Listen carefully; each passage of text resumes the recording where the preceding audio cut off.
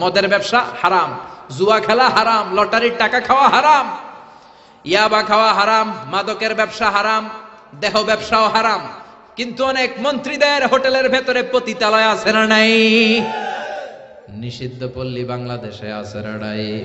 আজকে বাংলাদেশের প্রধানমন্ত্রী যদি ঘোষণা দেয় বাংলার জমিনে কোনো মদের আড্ডাখানার নিষিদ্ধ পল্লী থাকতে পারবে না, মুহূর্তের মধ্যে দেশ থেকে এগুলো উদায় হয়ে যাবে, ঠিক কিনা? আমরা সারা বছর ওয়াজ করে যেটা করতে পারবো না, মাননীয় প্রধানমন্ত্রীর একটা ঘোষণাতে মাদক নির্মূল হয়ে যেতে পারে। চিল্লায় বলেন ঠিক কিনা? এরপরে আপনার ইউর রিলেশনশিপ শুড বি হালাল, আপনার সম্পর্কগুলোও হালাল হতে হবে।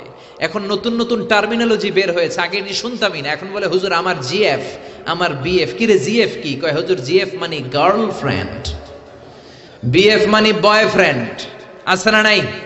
আবার কয় আমার এক্স গার্লফ্রেন্ড। হুজুর আমার ব্রেকআপ হয়েছে।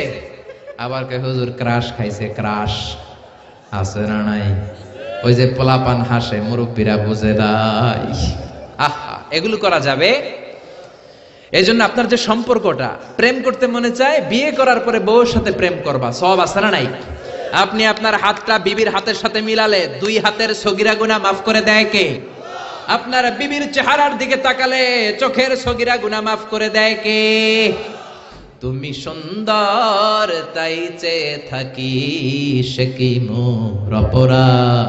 বিবির দিকে, স্ত্রীর দিকে তাকাইয়া সুন্দরী বলে অপরাধ নাই, কিন্তু শালীরে সুন্দর বললে অপরাধ আছে না নাই? ভাবিরে সুন্দর বললে অপরাধ আছে না নাই? চাচাতো বোন, কাজিনদের দিকে তাকাইয়া সুন্দর বললে অপরাধ আছে না নাই? এজন্য ইউর রিলেশনশিপ শুড বি হালাল। ছেলে মেয়েদেরকে আগে বিয়ে করায় দেন। মালয়েশিয়াতে আমরা একটা ক্যাম্পেইন করি, টাইমলি ম্যারেজ ক্যাম্পেইন। আমি দেখেছি অনেকে এটার সাথে জড়িত। এই টাইমলি ম্যারেজকে আমি সাপোর্ট করি। সময় মতো ছেলে মেয়েদেরকে বিয়ে করায় দিবেন। আপনি ছেলে মেয়েদেরকে সময় মতো বিয়ে না করানোর কারণে এই মেয়ের দ্বারা, ছেলের দ্বারা যত গুনাহ হবে তার পার্সেন্টেজ গুনাহ আপনার আমলনামাতেও আছে না নাই? এজন্য ইসলাম বলে ইউর রিলেশনশিপ শুড বি হালাল। তোমার সম্পর্কটা হতে হবে হালাল সম্পর্ক। বিবাহ বহির্ভূত ইল্লিগাল ম্যারেজ সিস্টেমে কোনো সম্পর্ক ইসলামে জায়েজ নাই, হারাম। চিল্লা এখন ঠিক কিনা? এরপর ইসলাম বলে ইউর এন্টারটেইনমেন্ট শুড বি হালাল। আপনি যে বিনোদন নেবেন, ইসলাম বিনোদনেও বাধা দেয় না, তবে আপনার বিনোদনটা সুস্থ বিনোদন হতে হবে, আপনার বিনোদনটা হালাল বিনোদন হতে হবে। এখন টেলিভিশনের মধ্যে মেয়েদের রেসলিং খেলা আছে না নাই? কোন মুসলমান মেয়েদের রেসলিং খেলা দেখতে পারে নাকি? আবার ক্রিকেট খেলার মাঝখানে ছক্কা মারলে চিয়ার গার্লসরা দুম্মা চলে দুম বলে নাচানাচি শুরু করে, আছে না নাই? যেই খেলার মাঝখানে ছক্কা মারলে উলঙ্গ মেয়েরা নাচে, ওই খেলাও মুসলমানরা দেখতে পারে না। চিল্লা এখন ঠিক কিনা? এজন্য আমাদের কালচার হবে ইউনিক। হারাম কোন ধরনের বিনোদন মুসলমান গ্রহণ করতে পারে না। মুসলমান গ্রহণ করবে হালাল বিনোদন। তার মানে ইউর ফুড শুড বি হালাল, ইউর ড্রিঙ্কস শুড বি হালাল, ইউর ইনকাম শুড বি হালাল, ইউর রিলেশনশিপ শুড বি হালাল, ইউর এন্টারটেইনমেন্ট, আপনার বিনোদন শুড বি হালাল। আমাদের পুরো জীবনের অঙ্গনটারে হালাল দিয়ে সাজাইতে হবে। রাজি আছে মুসলমান?